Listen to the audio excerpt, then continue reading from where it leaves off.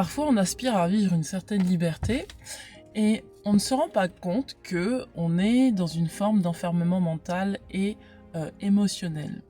Et il arrive que la vie nous envoie des personnes autour de nous pour nous montrer où nous en sommes dans nos états intérieurs. Et donc c'est intéressant d'observer qui nous entoure et qui vient vers nous pour pouvoir aussi se remettre en question et savoir où justement se trouvent certaines blessures et certaines failles en nous. Ça peut t'arriver par exemple quand tu es en contact avec quelqu'un qui veut faire en sorte que tu réprimes tes émotions, que ce soit de la joie, que ce soit de la peine, que ce soit de la colère, que ce soit de l'enthousiasme, que ce soit des choses qui sont très importantes pour toi à exprimer. Ça peut être aussi des personnes qui viennent vers toi avec certaines croyances et qui veulent à tout prix que tu adhères à leurs croyances. Voici au fond de toi, sincèrement, tu n'as pas toi-même des blocages qui feraient que tu t'enfermerais dans des émotions où tu empêcherais certaines émotions de se libérer, de vivre, d'être libre, et vois également si justement tu n'as pas des croyances mentales qui t'enfermeraient dans certains états qui t'empêchent d'être totalement toi-même et d'exprimer vraiment qui tu es. Je dis ça parce que le hasard fait bien les choses. J'ai rencontré une amie ce matin qui m'exprimait le fait que, en effet miroir, elle avait une personne en face d'elle qui, tout simplement, quelque part l'empêchait en fait d'être pleinement elle-même, et parce que elle-même aussi s'interdisait d'incarner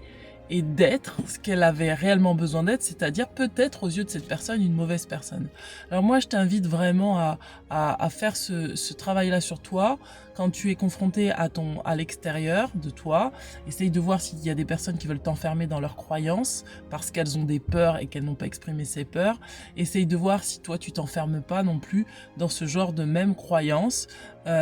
et parce que justement en fait ce que ça révèle c'est ton besoin de liberté absolue, ton besoin d'exprimer qui tu es, ton besoin d'exister à travers un espace qui est vraiment abondant et libre, qui ne s'enferme pas dans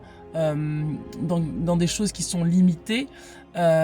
Et pareillement quand tu as des personnes en face de toi qui te disent que tu ne devrais pas exprimer telle émotion, regarde combien l'enjeu pour toi est important de pouvoir te libérer et exprimer vraiment ce que tu ressens, que ce soit de la colère, que ce soit de la joie, que ce soit voilà des émotions qui vont te permettre quelque part d'accéder à beaucoup plus de liberté intérieure, parce que beaucoup de gens confondent la liberté extérieure, c'est-à-dire on se sent libre de faire ce qu'on veut, avant même de penser à être libre intérieurement, libre de toute croyance, de toute pensée, de tout jugement, et libre d'être tout simplement. D'être et d'incarner ce que nous devons être et incarner à l'instant présent sans avoir à devoir mettre un mouchoir ou devoir accepter des conventions qui ne sont pas les nôtres ou des croyances qui ne sont pas les nôtres. Donc je t'invite vraiment à faire ce mouvement-là en toi, ce switch-là en toi, avant même d'agir sur l'extérieur. Agis sur ton intérieur et vois que peut-être que la liberté que tu réclames à l'extérieur, c'est plutôt une liberté que tu as besoin d'incarner à l'intérieur de toi. Et vois que si il y a des personnes qui souhaitent t'enfermer dans leur jugement, dans leurs croyances et dans leurs peurs, vois que toi, ton objectif, c'est justement de pouvoir travailler sur ton intérieur pour accepter d'avoir plus de liberté avec toi-même, dans tes gestes, dans tes attitudes, vis-à-vis de toi-même d'abord. Voilà, je t'embrasse bien fort et je te dis à très bientôt. Belle journée. Ciao, ciao.